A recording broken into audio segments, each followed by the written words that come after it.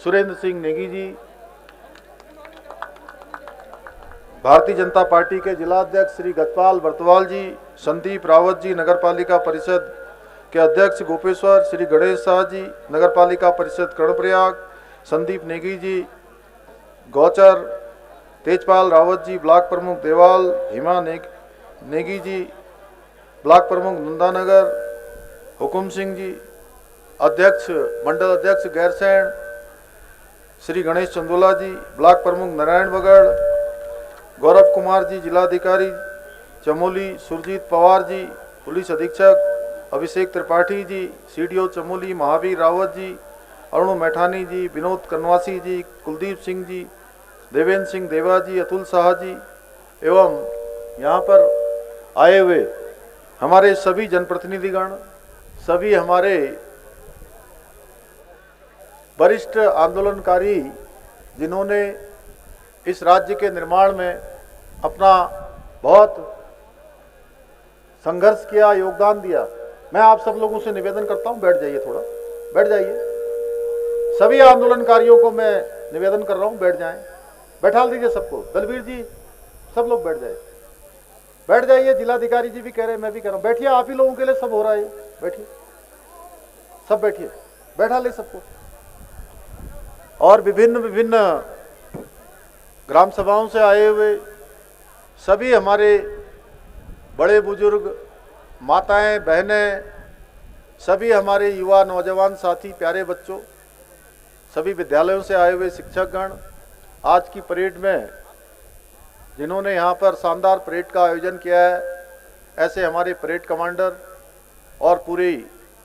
सभी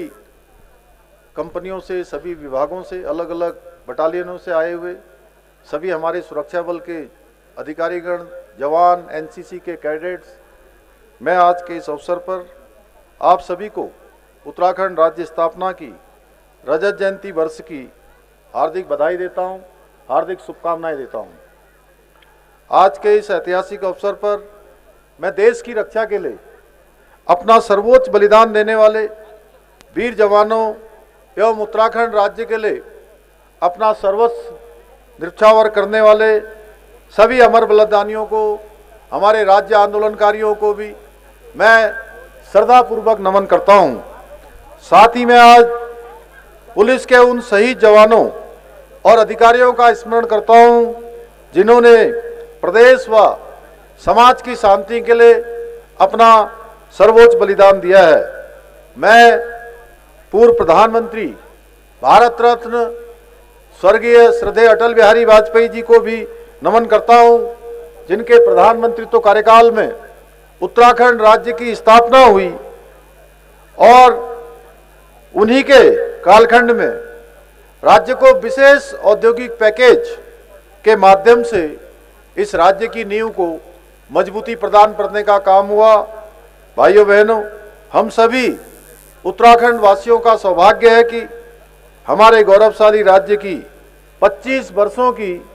स्वर्णिम यात्रा पूर्ण होने पर आयोजित रजत जयंती समारोह में कल ही आदरणीय प्रधानमंत्री श्री नरेंद्र मोदी जी का हमारे सभी प्रदेशवासियों को उनका सानिध्य प्राप्त हुआ। कल देहरादून में आयोजित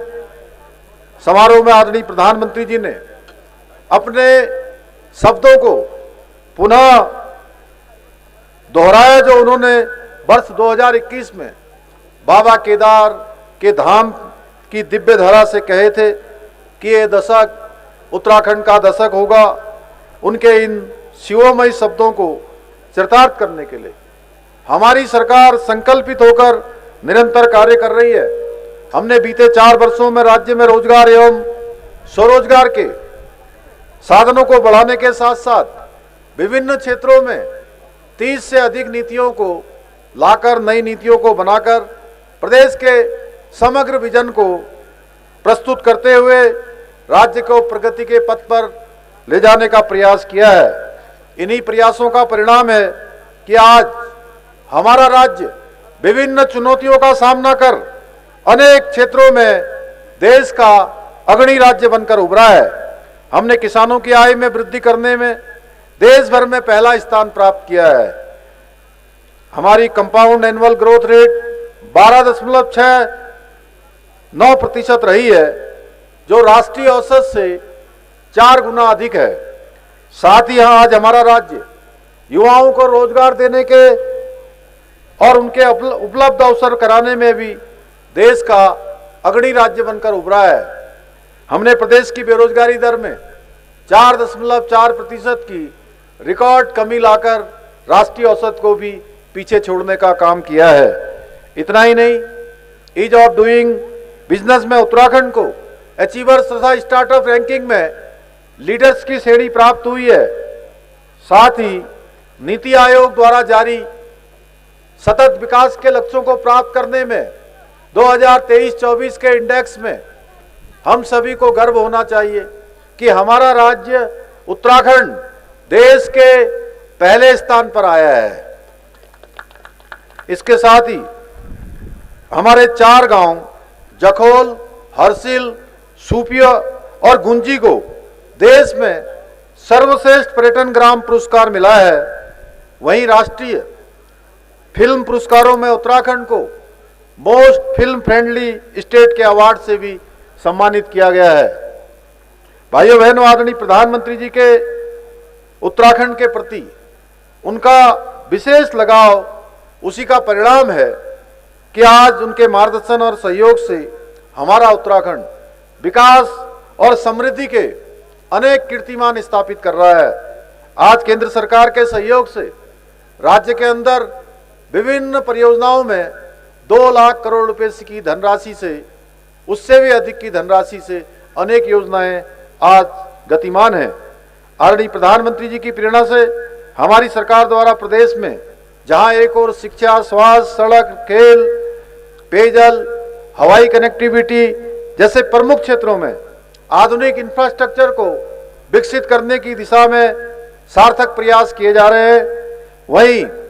local for vocal, make in India, startup India जैसी पहलों के माध्यम से विकसित भारत एवं विकसित उत्तराखंड के स्वप्न को साकार करने की दिशा में भी तेजी से कार्य किया जा रहा है। आज जहां एक और Delhi Dehradun elevated road, Rishikesh Karnaprayag rail line परियोजना,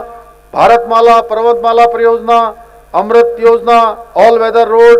और उड़ान योजना जैसी महत्वाकांक्षी योजनाओं के माध्यम से प्रदेश के बुनियादी ढांचे को नए आयाम प्रदान किए जा रहे हैं। वहीं एक जनपद 2 उत्पाद योजना, हाउस ऑफ हिमालय ब्रांड, नई औद्योगिक नीति, नई लॉजिस्टिक नीति, नई पर्यटन नीति, स्टेट मिलेट मिशन, स्टार्टअप नीति, फार्म मशीनरी